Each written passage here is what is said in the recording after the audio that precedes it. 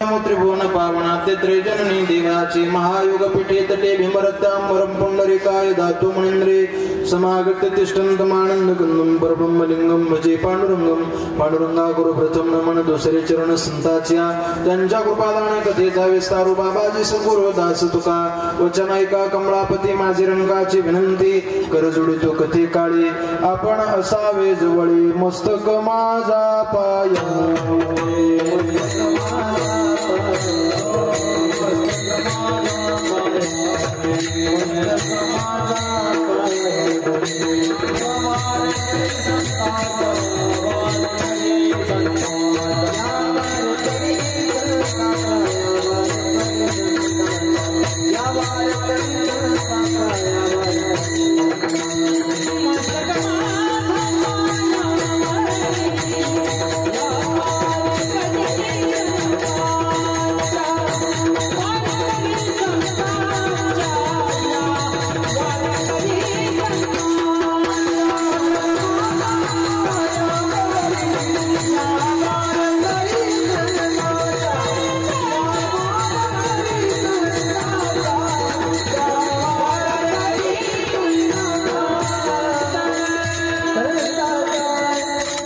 मस्तक माझा पायावरी या वारकरी संतांच्या योनीवर देहा विचारावे सार धरावा पैवीर भजन मार्गे चंचल चित्तासी ठेवून ठाई संताच्या पायी दिन भावे प्रस्तुत प्राप्त प्रसंगी प्राप्त स्थळी आजच्या या आयोजित समप्राप्त कीर्तन रूपी सेवेकरिता कीर्तनासाठी कीर्तनाकरिता कीर्तनाच्या निमित्ताने सेवेसाठी म्हणून दाखवलेला गाऊन दाखवलेला सेवेकरता सादर केलेला सुपूर्त केलेला घेतलेला निवडलेला अभंग महान भगवत भक्त विश्ववंद्य महाराष्ट्र भूषण भगवान श्री पंढरनाथ पांडुरंग परमात्म्याचे लढीवाळ लाडके जवळचे निश्चिम उपासक मानले जाणारे जगद्गुरु जगतवंदनीय संत श्रेष्ठ श्री तुकाराम महाराज यांच्या अभंग संहितेतील यांच्या अभंग गाथेतील हा 5 चरणाचा अभंग असून या अभंगात संत श्रेष्ठ श्री जगद्गुरु तुकाराम महाराज नरदेहाला आलेल्या मनुष्य घेऊन जन्माला आलेल्या मनुष्याचा देह घेऊन जन्माला आलेल्या प्रत्येक प्राणी मात्राला काहीतरी आचारसंहिता शिकून जातात आणि त्या आचारसंहितेचं सविस्तर इति मार्मिक वृत्तांत जगद्गुरु तुकोबऱ्या आजच्या अभंगाद्वारे विशद करतात. विठ्ठल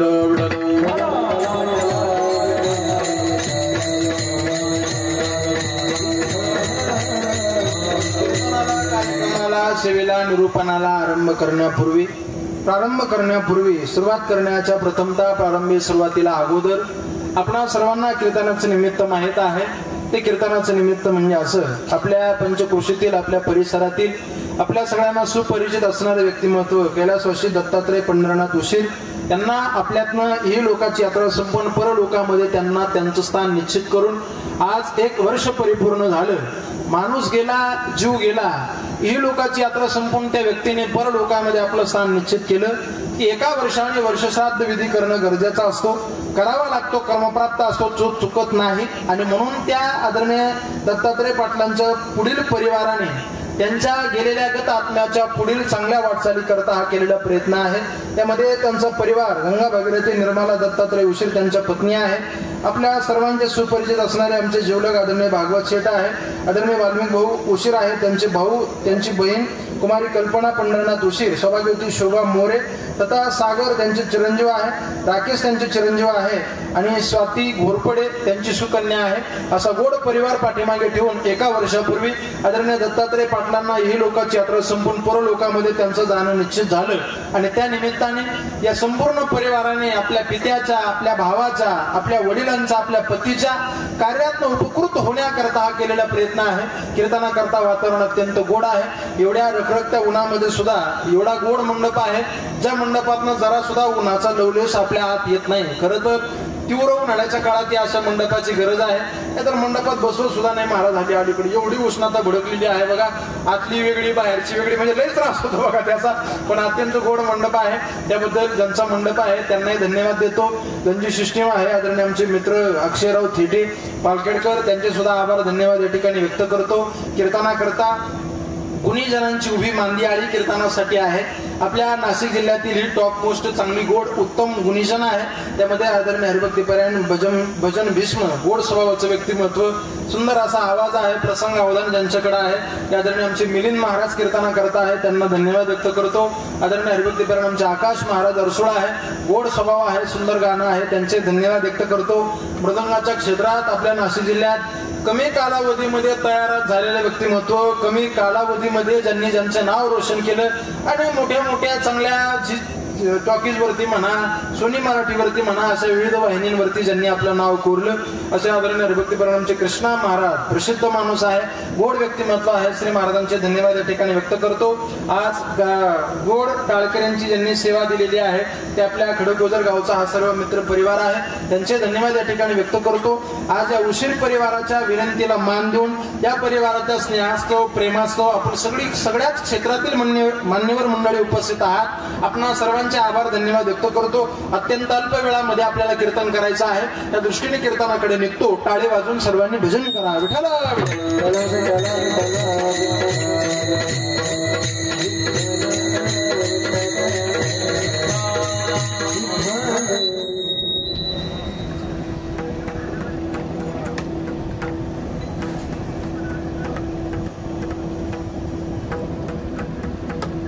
अभंग जगद्गुरु तुकाराम महाराजांचा आहे. हा अभंग भला गोड आहे, मोठा सुंदर आहे. या अभंगाचा भाव इतका अभूतपूर्व आहे की तुकाराम महाराज सांगतात, नरदेहाला आला की भजन मार्गी धीर धरा आणि भजनाचा अवलंब करा. तुमचं चंचल चपळ असणारं चित्त संताच्या पायावर लीन करा, विराजमान करा. देवाच्या ठिकाणी भाव धरा.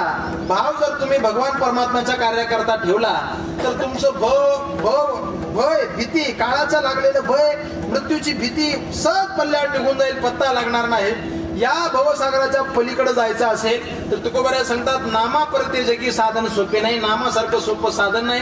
फक्त तुम्ही त्या आवडीनं अहोरात्र गाण्याचा प्रयत्न करा. असा काळ ज्याने लोटला, असं आयुष्य ज्याने पलीकडे व्यतीत केलं, असं आयुष्य ज्याने पलीकडे नेण्याचा प्रयत्न केला, तुकोबाराय सांगतात तो नर नाही, त्याचा वंश धन्य आहे. असा गोड महाराजांचा भाव रहित असणारा अभंग कीर्तना करता म्हणून दाखवला. विठ्ठल विठ्ठल विठ्ठल.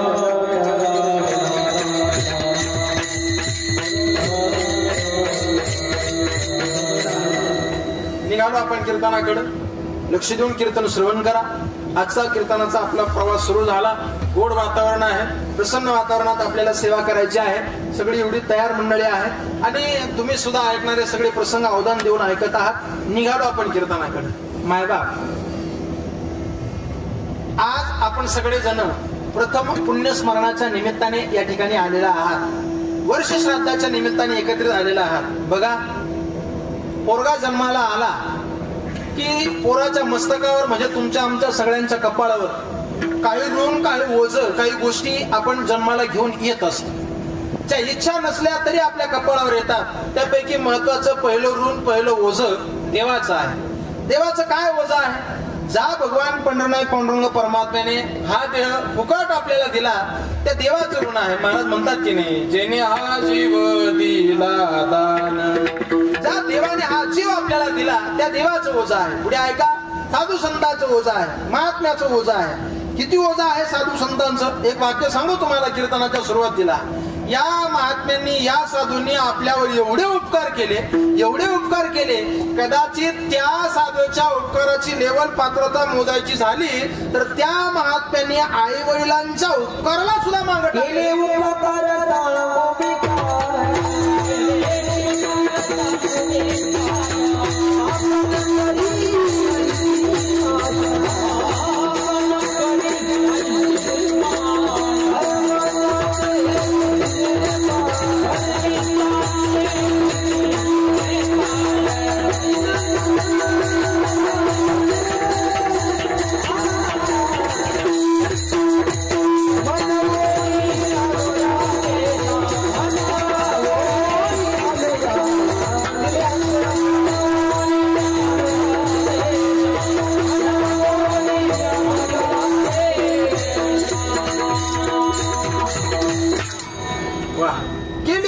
सांगू मी का?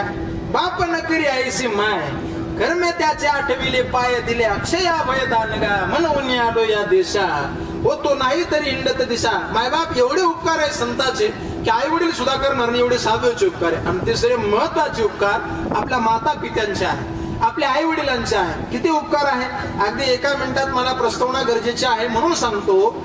आई वडिलांचे उपकार एवढे आहे की संत श्रेष्ठ श्री ज्ञानेश्वर महाराज याच्या करता मिलिंद महाराज एक ओवी खर्ची घालतात. ज्ञानोबा सांगतात सकल तीर्थाचे धुरे जे का माता पितरे ते सेवेशी किर शरीर लोण केले. हे शरीर जरी त्यांच्या पायावर समर्पित केलं तरी त्यांचे उपकार फिटणार नाही, एवढे उपकार. एक प्रसंग मला आठवला म्हणून तुम्हाला सांगतो. फार गोड प्रसंग आहे, थोडं लक्ष देऊन ऐका. बीड जिल्ह्यामध्ये मागच्या काळात खूप चर्चेत राहील.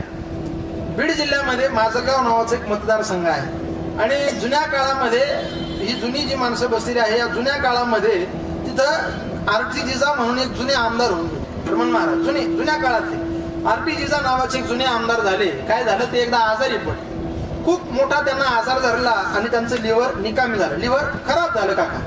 लिव्हर निकामी झाल्यामुळे डॉक्टरांनी सांगितलं की लिव्हर तुम्हाला ट्रान्सप्लांट करावं लागेल, तुम्हाला लिव्हर बदलावं लागेल, कुणाचं तरी एखाद्याचं लिव्हर पाहावं लागेल आणि मग तुम्हाला लिव्हर दिलं तर तुम्ही वाचू शकतात. कोण लिव्हर देईल, कोण लिव्हर आणेल बरोबर, रुपया कोणी कोणाला सोडत नाही. कोण लिव्हर देईल बघा. आता माणसं 4 वेळा पैसे मोजून घेतात, बरोबर दिले का नाही. आम्ही सुद्धा 4 वेळा मोजून घेतो, बरोबर आले का नाही. म्हणजे आम्ही नाही त्यातले, पण सांगतो मी तुम्हाला फक्त आहे का. कोण कोणाला लिव्हर देईल बा आता, कोण कोणाला बरोबर लिव्हर देईल, काय करावं आता. अशा परिस्थितीमध्ये त्या आरती जिजांचा मुलगा पुढे आला, त्यांचे चिरंजीव. ते म्हटले बाबा मी तुम्हाला लिव्हर देतो. ऐसा मुलगा विरळा, असा पोरगा विरळा असेल. बापा करता लिव्हर द्यायला तयार झाला. आणि त्या लिव्हरची पद्धत अशी आहे, विज्ञान असं आरोग्यशास्त्र असं सांगतं, छोटासा तुकडा जरी लिव्हरचा दिला तरी ती लिव्हर त्याची वाढ प्रत्यारोपण ते स्वतः करून घेत असतं स्वतःची. मग मुलाने त्यांना लिव्हरचा तुकडा दिला, ऑपरेशन झालं आणि ते लिव्हर त्यांना सक्सेस झालं, व्यवस्थित बसलं, शूट झालं.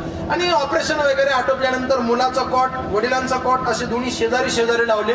थोड्या वेळानं प्रसंग फार गोड आहे, लक्ष द्या तर तुम्हाला कळेल. थोड्या वेळाने त्या आरती जिजांना जाग आली, शुद्धीवरती आली आणि ते आरती जिजा त्यांच्या मुलाला सांगायला लागले, ती मराठवाड्यातली भाषा. ते आरती जिजा त्यांच्या मुलाला म्हटले वाघा उपकार फेडले गड्यात. पोरगा म्हटला कसं काय दादा. अरे म्हणे एकदा मी तुला जन्म दिला आणि आता तू मला जन्म दिला. एकदा माझ्यामुळे तुला जग पाहायला मिळालं आणि आता तुझ्यामुळे मला जग पाहायला मिळालं. बरोबर उपकार फिटले, लिव्हर लागली दोघांची. आता काय काळजी करायचं काम नाही. तर त्या मुलाने जे वाक्य दिलं ते या उभी करता लय महत्वाचं. तो पोरगा काय म्हटला ऐका. काय बोलताय दादा तुम्ही, कस काय उपकार फिटले. अहो तुम्ही दिलेल्या शरीरातनं आताशी मी फक्त तुम्हाला लिव्हरचा तुकडा दिला, अजून पूर्ण शरीर द्यायचं बाकी. कळलं असेल तर बघा, हे पूर्ण शरीर तुमच्या पायावर समर्पित करायचं अजून बाकी आहे. ते सेवेशी केलं शरीर लोण कीजे. हे सगळं शरीर जरी त्यांच्या पायावर समर्पित केलं तरी माता पित्याचे उपकार फिटणार नाही म्हणून पोरांना फेडायचेच नाही असा त्याचा अर्थ नाही. चला बाबा काय आता फिटणार नाही, मग काय लतांग घ्यायचा डोक्याला, राजा म्हातारा म्हातारी बाजूला काय उगाच म्हणून करायची असा त्याचा अर्थ नाही. फिटणार नाही म्हणून फेडायच्या भानगडीत पडायचं नाही असा अर्थ नाही. पोराने प्रयत्न करा. कधी मी माता पिताच्या ऋणात बाहेर येण्याकरता उतराई होईल याच्याकरता पोराने तिळाने प्रयत्न करावे आणि माय बापाची सेवा करावी. पण दुर्दैव महाराज समाजाचं लोकांना आईबाप आवडायलाच तयार. लोकांना आईबापाची सेवा घडणंच लोकांच्यानं शक्य होत नाही. आता समाजामध्ये आपण पाहतो वृद्धाश्रमामध्ये मायबाप, अभिमानानं मी सांगतो, शेतकरी वर्गाचे आईबाप कमी आहे, पण प्रमाणापेक्षा अति पैसा झाला जिथं संस्काराचा अभाव आहे अशी लोक विशेष प्रामुख्याने आईबापाला जवळ करायला नाही म्हणतात. तुकोबरायांनी 450-500 वर्षापूर्वी हे प्रकरण रेखाटले. तुकाराम महाराज म्हणले ज्या लोकांना आईबापाची सेवाच करायची नाही अशा लोकांना आईबाप नको वाटतात. अशा आईबापाला नको, अशा लोकांना आईबाप जवळ येणं सुद्धा नको वाटतात. हा असे लोक तुकोबराय सांगतात भले झाले तर सासरवाडीचे लोक आले या या या मामा आले का, मामी आल्या का, त्यांना जवळ करतील.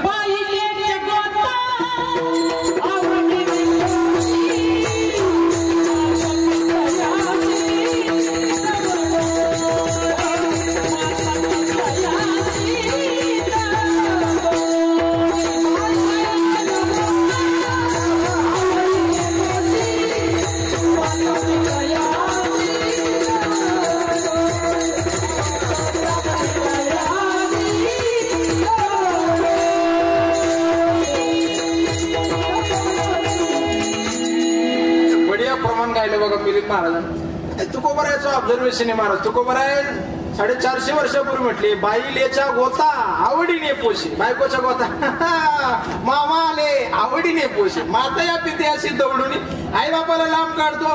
असा माणूस पापी म्हणावा, त्याचं पाप म्हणावं. तुकोबराय सांगतात, तुका म्हणे पाप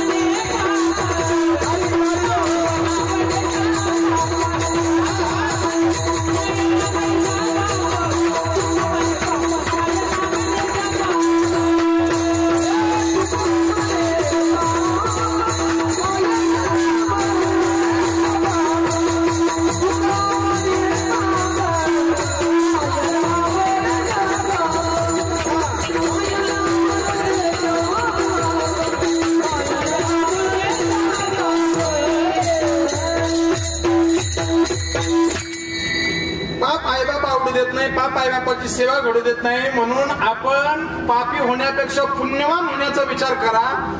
तिळाने पुण्य जोडून आई वडिलांची सेवा करा. आई वडिलांच्या सेवेसारखं जगात दुसरं कुठलं पुण्य नाही. आणि सर्वात महत्वाचं पुण्य तर हे आहे, पोराने आहे तोपर्यंत आई बापाची सेवा करावी. यात काय नवल, हे काय मोठेपणा नाही. पोराने आहे तोपर्यंत माता पित्याची सेवा करावी, यात काही पुरुषार्थ नाही. लोक एखाद्याला जर आवर्जून विचारलं कुठं राहतात आई वडील, ते सांगतात म्हातारा म्हातारी माझ्यातच राहिला. मूर्ख येतो तू, म्हातारा म्हातारी राहिला असं म्हण. काय करावं लोकांना म्हण. एवढी सेवा केली पाहिजे, एवढी सेवा करावी. आणि म्हणून या परिवाराने, दत्तात्रय नावाचा बाप या परिवारातला वर्षभरापूर्वी निघून गेला. म्हणून त्यांच्या मुलांनी, मुलींनी, भावंडांनी काहीतरी ऋण, काहीतरी ओझं, काहीतरी उपकार त्यांच्या माथी केले असतील. म्हणून त्या सगळ्या परिवाराने केलेला हा प्रयत्न आहे. आणि म्हणून हे वर्षश्राद्धाचं कीर्तन आपल्याला करावं लागतं. हरिकथा वर्षश्राद्धाच्या निमित्तानं बऱ्याच लोकांचं असं काय लावा कीर्तन ठेवावं, उगाच मोठमोठा पैसा खर्च करायचा, अमकं होतं तुमकं होतं. कशा करता कीर्तन ठेवलं पाहिजे, लक्ष द्या. यमाच्या दरबारामध्ये आज बरोबर शास्त्र पुराण असं समजा तुमचा हिशोब होत असेल, तुमचा न्याय निवाडा होत असेल, आणि अशा परिस्थितीमध्ये जर हरिकथेची जोड लागली आणि ही हरिकथेची जोड जर तुमचा हिशोब तिथं आला, तर ही हरिकथा तुम्हाला तिथे सोडविन यमापासून.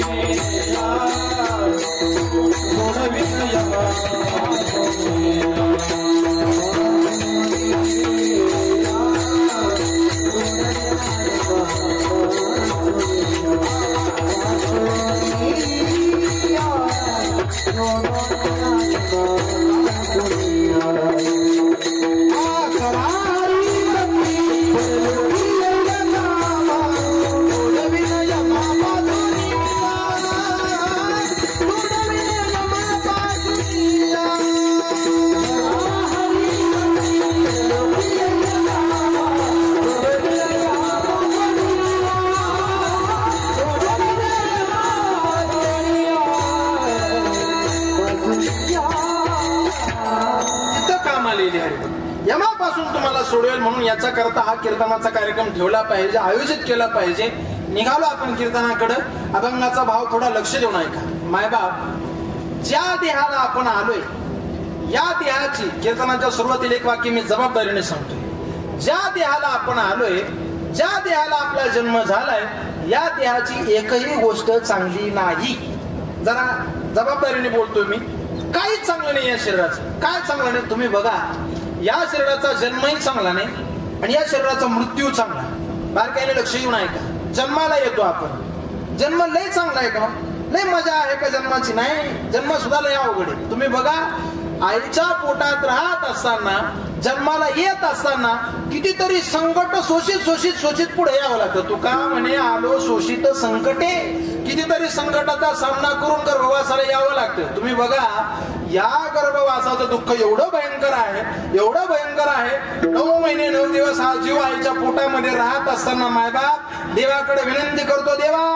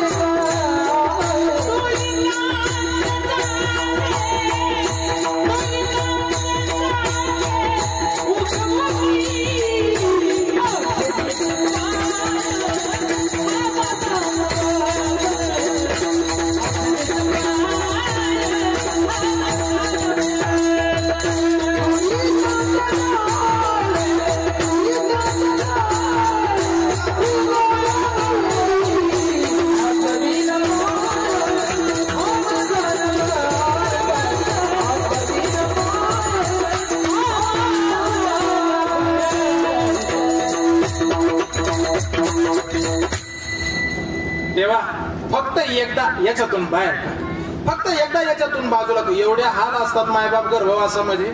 आणि तुम्ही जन्माला येताना बघा, त्या घटनेला नावच बाळंतपण दिले. म्हणजे एकतर बाळ नाहीतर आईचा अंत. बाळ जन्माला येतं नाहीतर आईचा, काहीतरी दोन्ही गोष्टी. किती प्रसंग, किती कठीण काम असतं. आणि मग एवढे करून पोरगा जन्माला आला. नशीब माना देवाचे, तर देवानं त्या गोष्टीचं स्मरण आपल्याला ठेवलं नाही, ते आपल्याला आठवत नाही.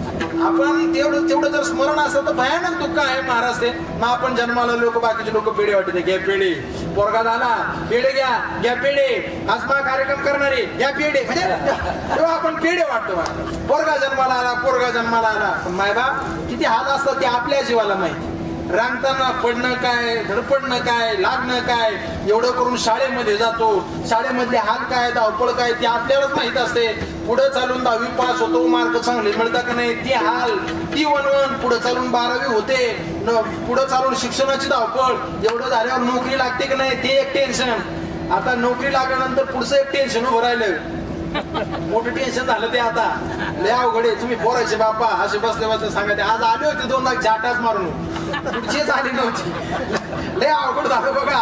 ते एक टेन्शन उभं राहिलं, ते झालं पुन्हा पुढचं टेन्शन, पुन्हा पुढचं टेन्शन. सगळी धावपळ करता करता आला जीव मृत्यूपर्यंत येऊन टेकतो. आला जीव मरणाच्या दाढेपर्यंत जाऊन पोहोचतो. मायबाप एक वेळ बरं आहे का जन्माचं स्मरण राहत नाही, पण मृत्यूचं पक्क आठवत, मरणाचं पक्क डोक्यात येतं. आता येथे आता वेळ भरून आली. तुम्ही बघा, मरणाची वेळ जवळ आली का ज्या कुटुंबाकरता, ज्या घरादाराकरता, ज्या प्रपंचाकरता पै पै करून जमीन राहतं, मंदिराचे गज चुरून बंगला बांधेल राहतो, ज्या कुटुंबाकरता एवढी धावपळ केलेली राहते, त्या कुटुंबातले आपल्या जवळचेच माणसं म्हणतात मराय पाय आता यानं उरकायला पाहिजे.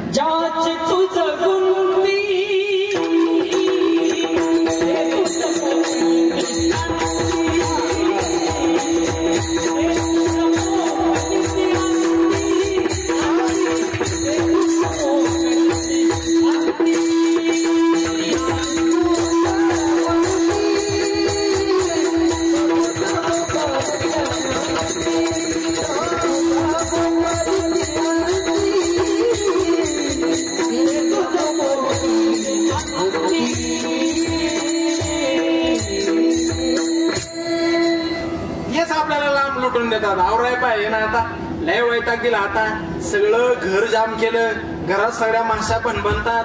पाहुणे रावळे नाव ठेवायला लागले. अहो पोरं बोलतील सोडा, सुना बोलतील सोडा. जिच्या बरोबर देवा ब्राह्मणांच्या साक्षीनं मंडपात हात धरेल राहतो ती त्यावेळेस बटपट करते.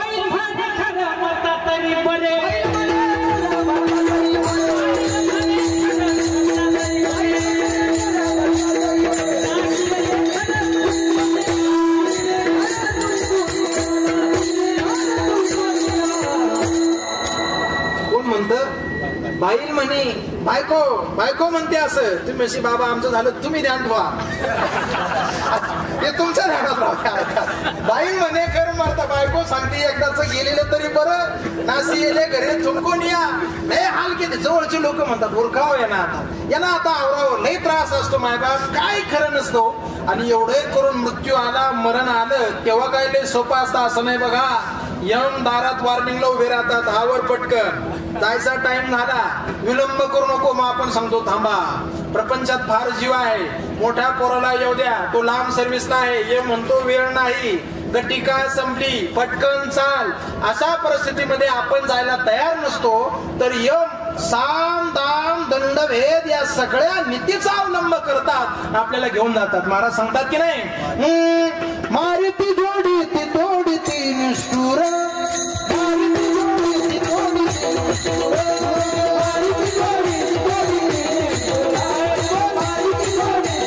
ती निष्ठुर मारुती जोडी ती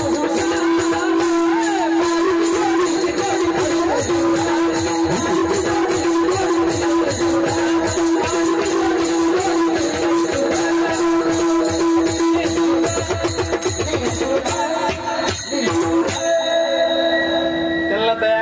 ती नो कॉम्प्रोमाइज त्यांना गरज नसते ते घेऊन जातात उचलून नेतात एवढे हाल आहे मरणाच्या वेळी एवढे मृत्यूच्या वेळी हाल आहे महाराज आतापर्यंत आम्ही जेवढे वर्ष श्राद्धाची कीर्तन ऐकली सगळे महाराज लोक हेच सांगत आहेत ती भीती लांबच आहे पण आजच त्या भीतीनं मरायची वेळ आली एवढे मरणाचे हाल आहे तुम्ही सांगू राहिले एक थोडा मुद्दा सांगू तुम्हाला तुम्ही लक्ष देऊन जाणकार ऐकत आहात म्हणून काय मरण येत असेल काय मृत्यू काय येत असेल याची सायंटिफिकली 2-3 कारण सांगतो तुम्हाला का माणसाला मरण येतं का माणसाला मृत्यू येतो लक्ष देऊन ऐका जगद्गुरु तुकोबारायांनी मरणाचं गाथेत पहिलं कारण सांगितलं काय मरणाचं पहिलं कारण ध्यान धरून ऐका मरणाचं पहिलं कारण हे आहे आपला इंद्रियांचा अतिरेक वाढला की आपल्याला काय येतं मरण येतं कसं पटवून सांगतो ऐका आपल्या सगळ्यांचं पोट कमीत कमी 4 गुलाबजाम खाल्ले तर भरणार नाही खाऊ बसलेली मंडळी आज काय जिलेबी का 4 जिलेबीची विटोळे खाल्यावर आपलं पोट भरणार नाही का 100% भरतो पण जिथं 4 गुलाबजाम खायला पाहिजे तिथं आपण कमीत कमी 5 वाट्या खाल्ल्याशिवाय राहत भेटेले बुवा लई दिवसातून भेटेले पोटभर खाल्लं पाहिजे हे अतिरेक वाढल्यामुळे काय होतं महाराज शुगर वाढली साखर वाढली परिणाम रक्तात इन्सुलिन वाढलं महाराज लय अवघड झालं अतिरेक झाल्यामुळे शुगर वाढते रोग बळवतात परिणाम एक वेळ आपल्याला मरायची वेळ कशामुळे इंद्रियाचा अतिरेक वाढला म्हणून अजून दुसरं कारण सांगतो ऐका आपण सगळेजण मोबाईल बघतो त्या मोबाईलच्या डिस्प्लेच्या हायलाइट सारखे डोळ्यावर पडून जास्त प्रमाणात त्याचा अतिरेक वाढल्यामुळे तुम्ही बघा 6-7 वर्षाच्या पोराला चष्मे लावायची वेळ आल्या जास्त प्रमाणात अतिरेक वाढल्यामुळे डोळे जातात का कशामुळे अतिरेकामुळे इंद्रियाचा अतिरेक वाढला की माणसाला मरण येतं तुकोबाराय म्हणतात दृष्टीमुखी मरण इंद्रियाचा दारे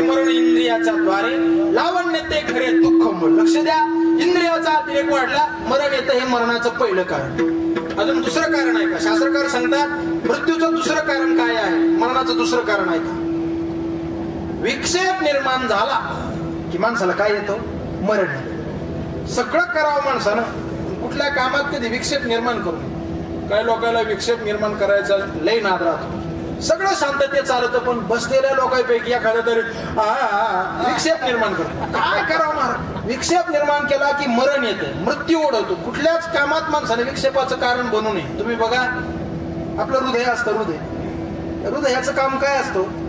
रक्त ओढणं आणि रक्त पंप करणं, रक्त सोडणं. सारखं हृदय ते काम करत असतं.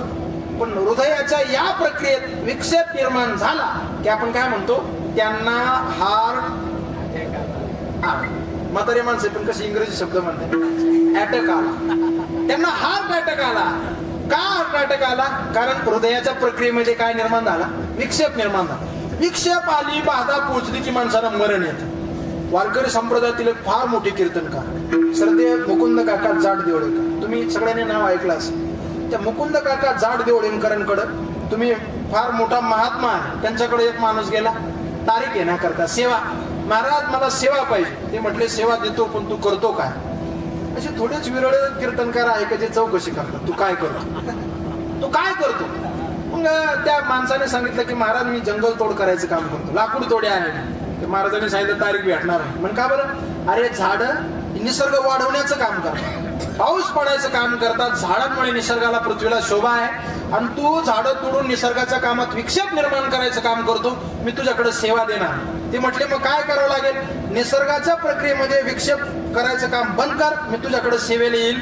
त्या माणसानं शपथ वाहिली मी वृक्ष तोड करणार नाही. 2 तासाचं कीर्तन सोडा, 7 दिवसाची कथा त्या महात्म्यानं त्या माणसाच्या दारात. मला याकरता सांगायचं आहे तुम्हाला, विक्षेप निर्माण झाला की माणसानं मरण येत. अहो तुमचं सोडा, अगदी इकडचं सांगतो, वारकरी संप्रदायातल्या भजनात अगर कीर्तनात विक्षेप निर्माण झाला की जातीवंत वारकऱ्याला मरणप्राय दुःख असतं.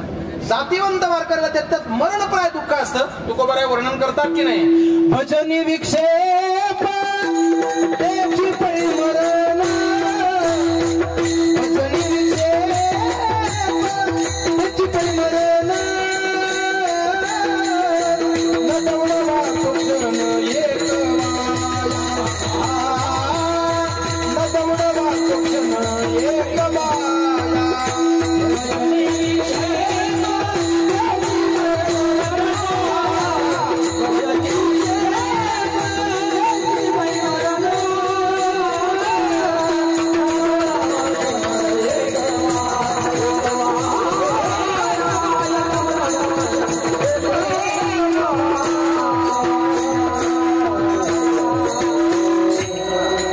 भजनात विक्षेप निर्माण झाला मरण पाय दुःख येते. म्हणून कधी भजनात कीर्तन विक्षेप निर्माण करू नये. विक्षेप निर्माण केला मरण ओढवतो. ते मरणाचं दुसरं कारण. आणि अगदी मरणाचं तिसरं कारण आहे का? जे सगळे तुम्ही आपण जगतोय, ज्या तिसऱ्या कारणानं तुम्हाला मला सगळ्यांना जखडले, ते मरणाचं तिसरं कारण. कुठलं सांगतो? जरा भजन करा. विठ्ठल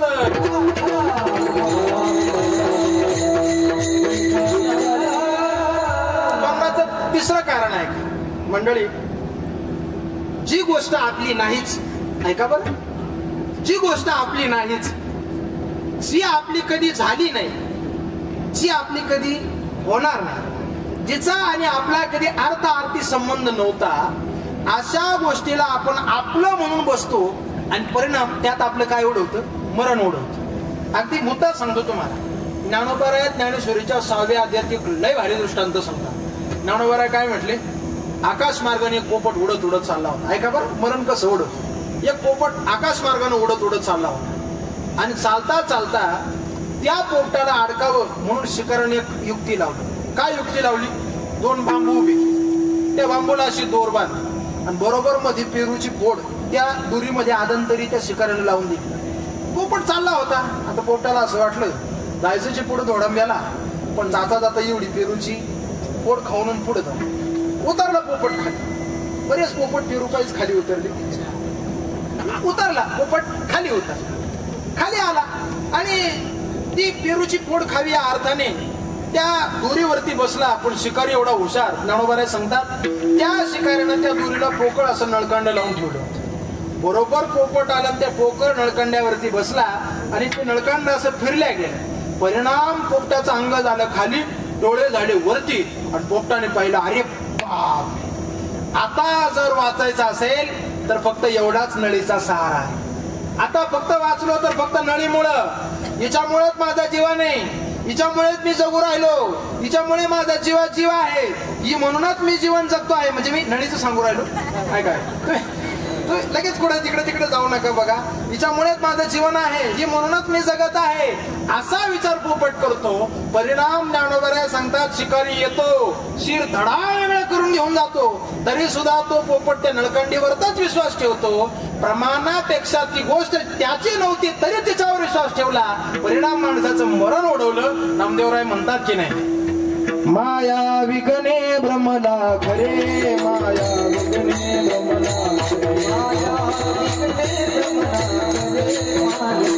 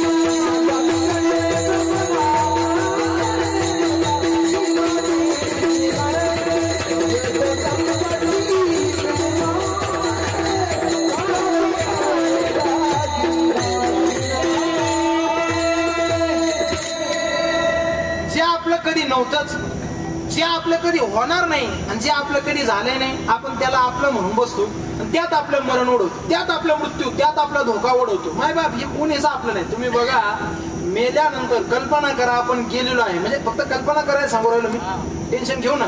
कल्पना करा आपण गेलेलो आहोत आणि 2 तास पुढचं चित्र डोळ्यापुढे तुम्ही बघा. ज्या घरदाराला आपण आपलं आपलं म्हणतो, बायको माझी, पोरं माझे, गणगोत्र माझं, गाव माझं, परिवार माझा, हे सगळे नातेवाईक माझे, हा सगळा मित्र परिवार माझा, ज्याला आपण आपलं म्हणतो ना, आपण गेल्यावर बरोबर 1 तासानं 30-40 मिनिटांना त्यांची बोलाचाल सुरू होती. लवकर आवरा, एवढं ठेवणं चांगलं, पटकन आवरा, आता पटकन उरकून घ्या. ज्याच्यावर जीवा पाड प्रेम केलेलं असतं ती आपली जवळची माणसं म्हणतात. काढा काढा म्हणती याचा झाला भूमिभार, काढा काढा म्हणती याचा झाला भूमिभार,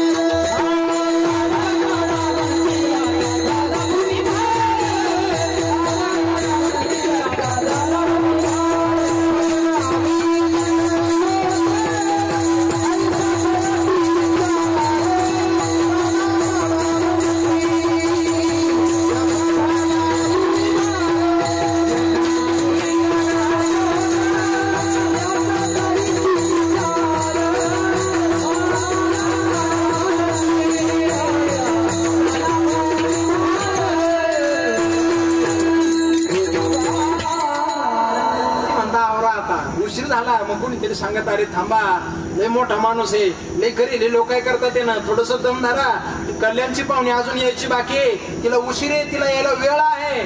जवळचेच लोक म्हणतात, तिला एक काम करा, तिला सांगा फोन करून तू डायरेक्ट गावात ये म्हणा. म्हणजे कीर्तन करते ना, तू मळ्यात बोलत नाही, उशीर झाला. ही आपली माणसं ज्याचा ना आपला काहीच संबंध नसता तरी आपण त्याला आपलं म्हणून बसतो, त्यात आपलं मरण ओढवतो. मला मुद्दा हा सांगायचा आहे, या शरीराला मरणही एवढं विचित्र आहे, या शरीराला जन्मही एवढा विचित्र आहे. या शरीराला येतानाही दुःख आहे, या शरीरातून बोला बोला जाताना सुद्धा दुःखच आहे. काही खरं नाही या शरीराचं. आल्या वेळपासून दुःख आहे, जाता वेळपर्यंत दुःखच आहे. एवढं या शरीराचं काम अवघड आहे. पण मायबाप, या शरीराचं एक प्लस पॉइंट तेवढा लक्ष देऊ नका. या शरीराचं एक बेनिफिट आहे, या शरीराची एक महत्वाची गोष्ट आहे. काय महत्वाची गोष्ट आहे? शरीर जरी दुर्गंधीचे थार असेल, शरीर जरी रोगाचे भांडार असेल, शरीर जरी अमंगळतेचा बाधा असेल, शरीर जरी नासक कुचक पचक सडक असेल, पण या शरीराची एक गोष्ट चांगली आहे. शरीर उत्तम चांगले, शरीर सुखात पोचवले, शरीर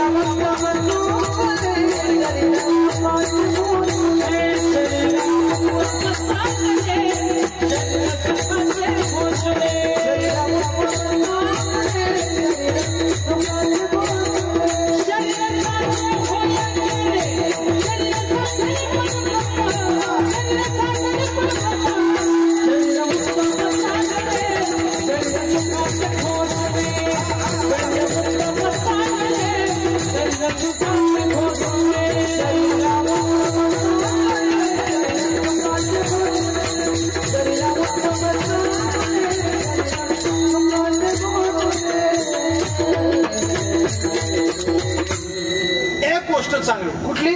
शरीर उत्तम चांगले, शरीर सुखाचे गोशिले, शरीरे साध्य होय केले, शरीरे साधिले परब्रह्म, या शरीराने परब्रह्म साधता येऊ शकतो. या मनुष्य देहाला आला ना मायबा, या शरीरात देव जोडता येऊ शकतो. फक्त पक्का देवावर विश्वास ठेवा, देव जोडता येऊ शकतो. कसा जोडता येऊ शकतो? या शरीराला आला देव जोडण्याकरता पवित्र माध्यम, या शरीराला आला देवाशी जवळीक साधना करण्याचं माध्यम. जगद्गुरु तुकाराम महाराज अभंगाच्या पहिल्या चरणात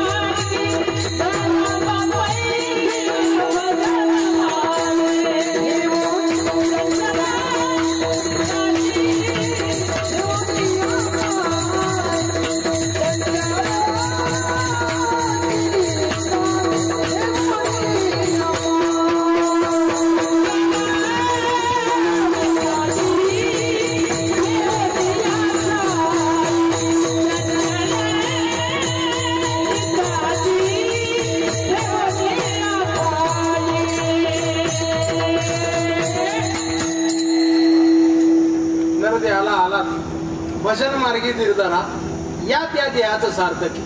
नरदेहाला आलात भजनाची का धरा, याच्यातच या देहाचा मोठेपणा आहे. मायबाप बऱ्याच मोठ्या लोकांनी मोठं होण्याकरता भजनाची कास धरली आणि ती माणसं मोठी झाली. किती मोठी झाली? जगद्गुरु तुकाराम महाराज हव्यात भर पुरी हयात भर एवढं भजन केलं, एवढं भजन केलं, त्या भजनाचं सर्वोच्च टोक तुकोबराय सांगतात, माझी मज झाली अनावर वाचा. जीवावानी हाताने जरी बंद केली तरी रोम रोम विठ्ठल म्हणायचा. आपण इथपर्यंत जाणार नाही, आपल्याला आपण इथपर्यंत पोहोचणार नाही हे आपल्यालाही समजतंय. पण मायबाप कधीतरी त्या मार्गाने चालण्याचा प्रयत्न करावा, कधीतरी त्या वाटेने चालण्याचा प्रयत्न करावा. का देवा तुझं भजन मला घडलं पाहिजे. एक भाव सांगू तुम्हाला, भगवान परमात्म्याच्या त्या वाटेत चालता चालता अपयश जरी आलं तरी मोठेपणा, पण त्या वाटेने चाल. तुकाराम महाराज सांगतात, या भजनाच्या मार्गाने धीर धरा, तुम्ही मोठे व्हाल. त्या मार्गाने समरस व्हाल, त्या मार्गाने एकरूप व्हाल तर आयुष्यात तरले जाल. देव सोडून चुकीच्या मार्गाचा अवलंब कराल, उखडले जाल. कशाप्रमाणे? गातेत एक लय गोड दृष्टांत आला, सांगतो जरा भजन करा. विठ्ठल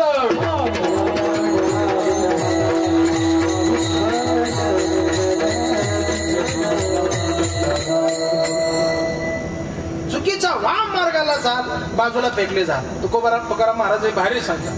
तुकोबाराय म्हटले, महापूर येत, मोठा पूर येत. त्या मोठ्या पुरामध्ये जो बारीकसा कोमल एक वृक्ष असतो, जो पूर आला की पुरासारखा वागतो, काय म्हणतो आपण त्यात? लोहाळा. जगद्गुरु तुकोबाराय सांगतात, तो लोहाळा पुरा संगे नांदतो, पुराच्या वाटेसोबत राहतो, पुराच्या प्रवाहाबरोबर नांदतो, परिणाम जिवंत राहतो.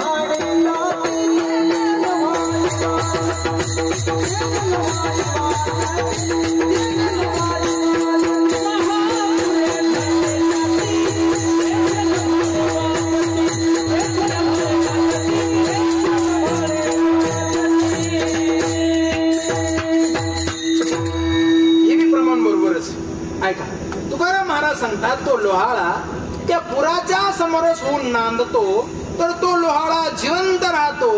पुराच्या विरुद्ध दिशेला वृक्ष नांदतो, परिणाम फेकल्या जातो. पुरे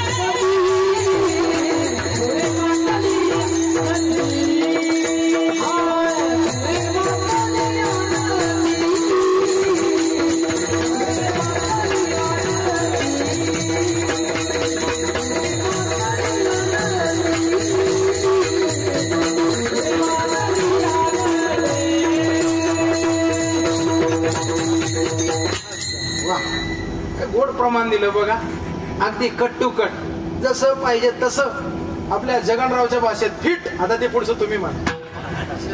पुरे मातली आलं लव्हाळा नांदे जीवन असं ऐका माय बा.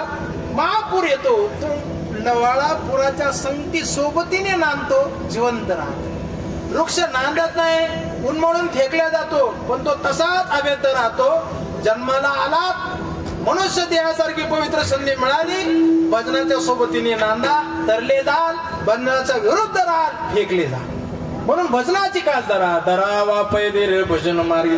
काय महाराज काय काय लोकांनी भजन केलं. मिलिंद महाराज, कृष्णा महाराज ज्या भागातून येतात त्या भागामध्ये फार मोठे महात्मा होऊन गेले. सध्या वैकुंठवासी परमपूजनीय कृष्णाजी माऊलीच ऐकले. हयातभर अव्यातभर कीर्तन काय आहे ते केलं नाही, न दौडावा तो एक क्षण वाया. अव्यातभर भजन केलं. आज देवाऱ्यात एखाद्या देवाचा फोटो कमी असेल, पण लोक कृष्णाजी माऊलीचा फोटो ठेवायला विसरतात. भजन चुकू नये माणसानं. वारकरी संप्रदायातील एक फार मोठं नाव, परमपूजनीय श्रद्धेय श्री प्रातस्मरणीय श्री श्री श्री वैकुंठवासी बोधे बाबा. हयातभर त्या माणसाचं नाव जरी कीर्तनात आलं तरी वर्ष श्राद्ध सफल झालं. हयातभर नुसतं भजन केलं. आजही मोठी मोठी भजनानंदी त्या माणसाला वाकून मुजरा करतात. आदरणीय बोधे बाबांच्या प्रतिमेला भजन केलं. धरावा पैदेर भजन मार्गी, भजन मार्गी धीर धराल, त्यातच या देहाची सार्थकता आहे. भजन मार्गाचा अवलंब कराल, त्यातच या देहाचा मोठेपणा आहे. म्हणून या देहाला आलात, भजन मार्गी धीर धरा. तुमचं चंचल असणारं चित्त शांत करा, संताच्या पायावर लीन करा, विराजमान करा. हा भाव महाराज अभंगाचा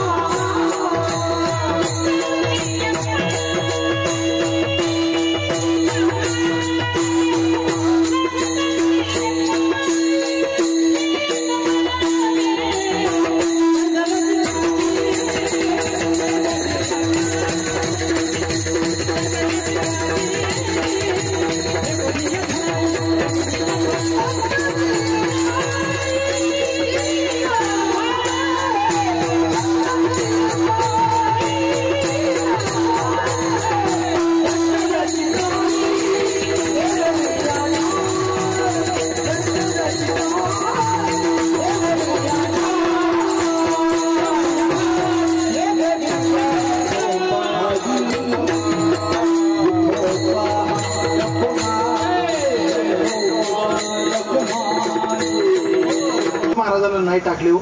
त्यांच्या मुखातनं ज्ञानोबराय तुकोबरायचं भजन येतं म्हणून हा समाज त्याची पूजा. त्यांच्या भजनातनं त्यांच्या मुखातनं देवाचं चिंतन, कधीतरी देवाचे 4 नावं बाहेर येतात, लोक त्याला जपतात, लोक त्याची श्रद्धा ठेवतात.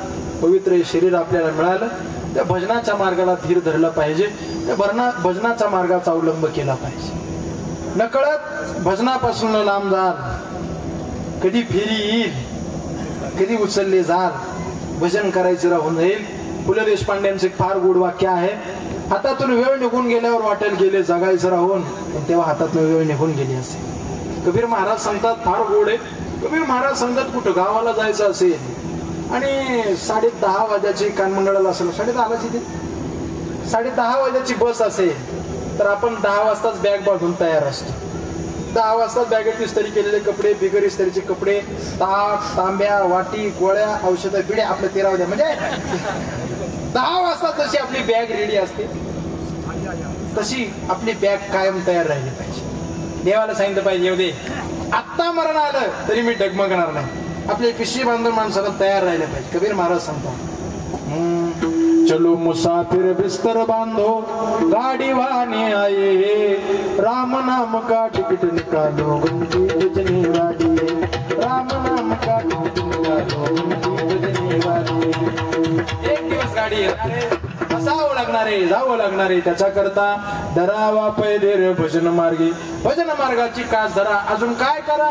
तुकाराम महाराज सांगतात, चंचल असणारं चित्त संताच्या पायावर विराजमान करा. भगवान परमात्म्या करता काय लागतं? तुकाराम महाराज शास्त्रकार एक मत सांगतात, तुम्हाला संसार करायचा असेल, वित्त लागतं, पैसा लागतो, प्रॉपर्टी लागते. संसार प्रपंच मोठा करायचा असेल, जो वरी चढन गा तो वरी म्हणती माझा. पैसा जोपर्यंत तुमच्याकडे पैसा नाही तोपर्यंत संसारात तुम्हाला किंमत नाही. संसार करायला वित्त लागतं. खालेलं अन्न पचवण्याकरता तुमचं पित्त लागतं. पित्त स्ट्रॉंग असेल तर अन्न व्यवस्थित पचल्या जातं.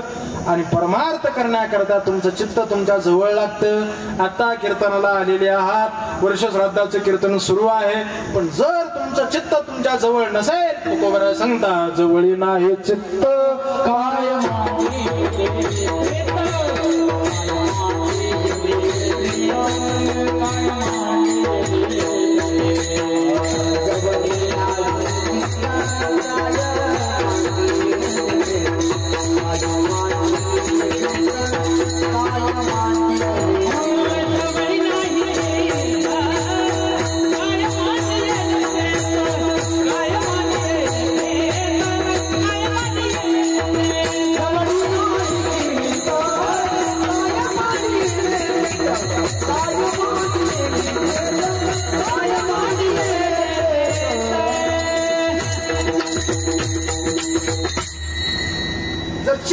जवळ नसेल, काय मांडीले प्रेत. म्हणून परमार्था करता, प्रपंच करण्याकरता हे चित्त खूप तापड आहे, खूप चंचल आहे. ते थांबत नाही एकदा का, सैरा वैरा पळतं, इकडे तिकडे धावतं.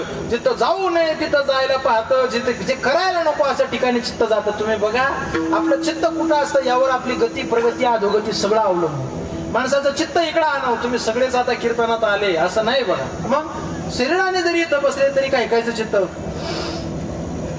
आवरेल दिसतं सगळं तिकडे. हा का लांब उरायला चित्त सैरा वैरा कुठे पडेल सांगता येत नाही बघा. सगळे येले, उन्हाचा टाइम झाला, जनावर बांधले की नाही सावलीला राम जाणे पोहेल. चित्त तुमचं चित्त जिकडे नेईल त्यावर तुमच्या मनाची गती, प्रगती, अधोगती अवलंबून असते. देवा करता चित्त द्या. जरा त्या गवळणींकडे डोकावून बघा. सकाळची कीर्तन आहे म्हणून जाता जाता मुद्द्याला स्पर्श करून जातो. त्या गवळणीच्या चित्तातला मनातला तो कधी बाहेर येत नव्हता. एवढं प्रेम त्या गवळणीने त्या कृष्णावर केलं होतं, एवढं चित्त त्याला दिलं होतं.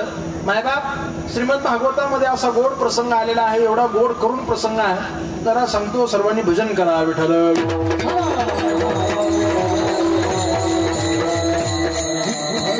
तुम्ही लक्ष देऊन ऐकत आहात म्हणून तुम्हाला सांगून जाईल. मायबाप देवा करता चित्त किती श्रेष्ठ, किती उच्चतम द्यावं याच्याकरता नंबर 1 ची भूमिका निभावली ती गवळणी.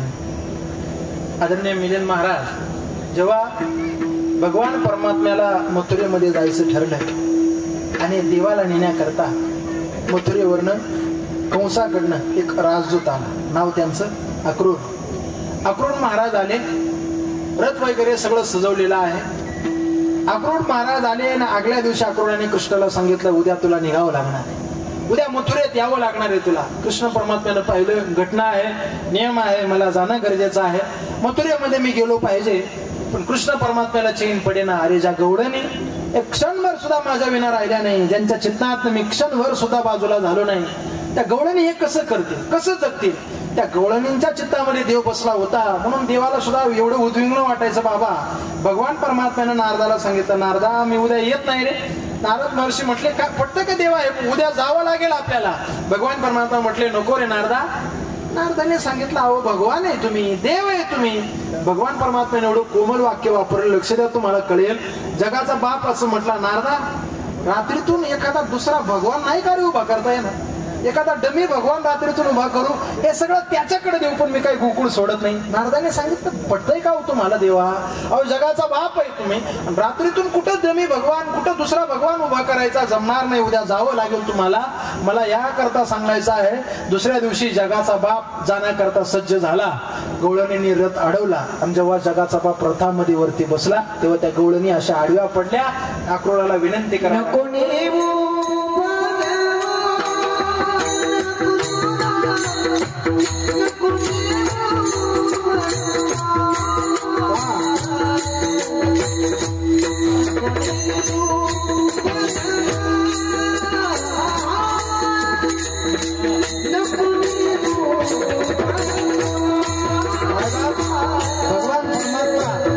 रथामध्ये बसण्याकरता सज्ज झाले. चित्ताची थोडा ऐकू, चित्तामध्ये देव किती भरावा, देवाकरता किती मोठी जागा द्यावी, याच्याकरता त्या सगळ्या गवळणी पुढे आल्या. म्हणून उदाहरण सांगले, लक्ष देऊन ना कीर्तन सफल होईल माझं. त्या गवळणी भगवान परमात्म्याचा रथ अडवण्याकरता उभा राहिल्या. अक्रूराला विनंती करायला लागल्या, अक्रूरा बालपणापासून हा आमच्यामध्ये राहिला, लहानपणापासून आम्ही याच्या सोबत राहिलो, बालपणी आमच्या घरी यायचा, दया दुधाची नासाडी चोरी करायचा, याच्यामुळे आमच्या सासू सासऱ्यांनी, आमच्या आजूबाजूच्या लोकांनी, पतीने आमचा रागराग केला. पण हा जगाचा बाप आम्ही कधी चित्तातनं बाजूला केला नाही. आमच्या डोळ्यासमोरून बाजूला झाला तर आमचं जगणं आश्चर्य होईल. अक्रूरा विनंती करतो तुला, अक्रूरा नेऊ नका. अक्रूराने सांगितलं मी नियमाला बांधलेला आहे, मला याला न्यावं लागेल, मला याला घेऊन जावं लागेल. मी काय करू, मी नियमाला बांधलेलो आहे, मला माझा नियम मोडता येणार नाही. भगवान परमात्म्याकडे गवळणींनी पाहिलं, अरे कृष्णा तू तरी सांग अक्रूराला की मला यायचं नाही, म्हणून मी येणार नाही तुझ्यासोबत. कृष्णा विनंती आहे तू तरी यांना सांग. कृष्ण परमात्मा मौन धारण केलं. देवाने खाली पाहिलं, जगाचा बाप सुद्धा रडायला लागला. आणि त्या गवळणी सांगायला लागल्या, पदर पसरतो तुझ्याकडं, आमच्या वृंदावनातल्या सगळ्या लोकांना एवढं एकच वरदान.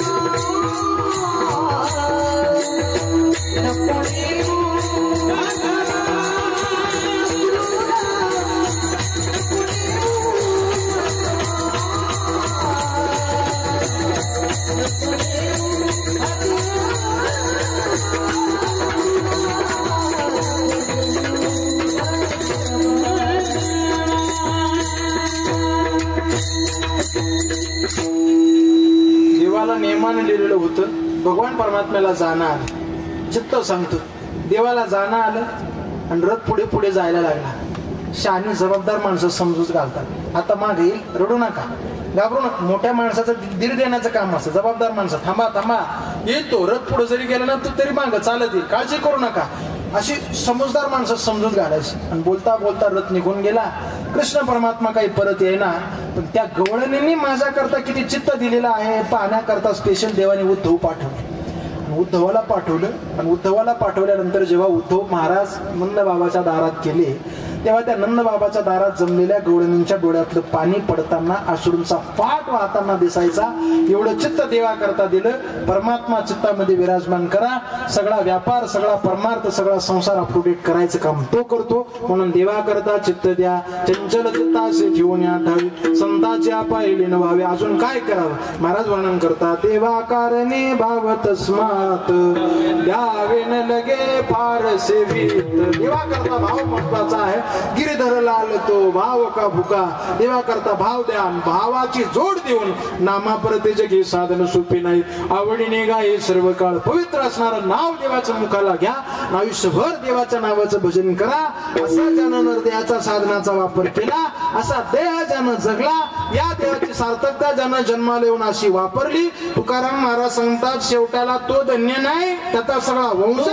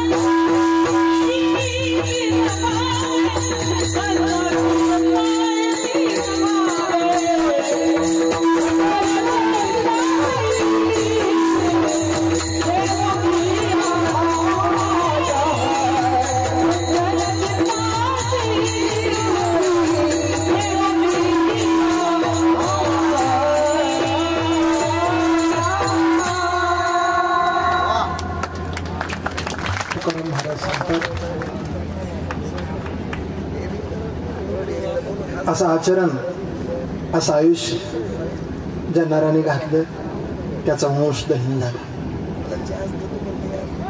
वंशामध्ये एखादा हरिभक्त जन्माला यावा, वंशामध्ये एखादा चांगला माणूस जन्माला यावा. शेवटची 5-10 मिनिटे घेणारे थांबणारे नाही. एखादा चांगला नरश्रेष्ठ जन्माला यावा याचा करता आपले पूर्वज वाट पाहत असतात. एखादा चांगला कोणीतरी श्रेष्ठ जन्माला यावा आणि ज्यानं आमच्या कुळाचा उद्धार करावा. एखादा हरिभक्त जन्माला आला तर तो त्याच्या कुळाचा उद्धार करतो, म्हणून चांगला आचरण ठेवणारा माणूस आपल्या कुळामध्ये जन्माला घालावा. एखादा हरिभक्त आपल्या कुळामध्ये जन्माला यावा हा प्रयत्न आपल्या सगळ्यांचा असला पाहिजे. या दृष्टीने आपण सर्वांनी पावलं टाकली पाहिजे. बोलता बोलता आदरणीय दत्तात्रय पंढरीनाथ उशीर यांना आपल्यातनं जाऊन आज 1 वर्ष परिपूर्ण झालं. बोलता बोलता वर्ष सरलं आणि पाठीमागे राहिल्या फक्त त्यांच्या आठवणी. एकदा माणूस निघून गेला, सगळं माणसाला परत येतं. गेलेली व्यक्ती परत पुन्हा कधी माणसाला मिळत नाही, दिसत नाही. परत त्या व्यक्तीचा माणसाला कधी स्पर्श होत नाही. आज या परिवाराकरता, या कुटुंबाकरता, आपल्या आजूबाजूच्या लोकांकरता जरी दत्तात्रय पाटील एक व्यक्ती असले पण तरी त्यांच्या कुटुंबाकरता ते सर्वस्व होते हे आपल्याला विसरून चालणार नाही.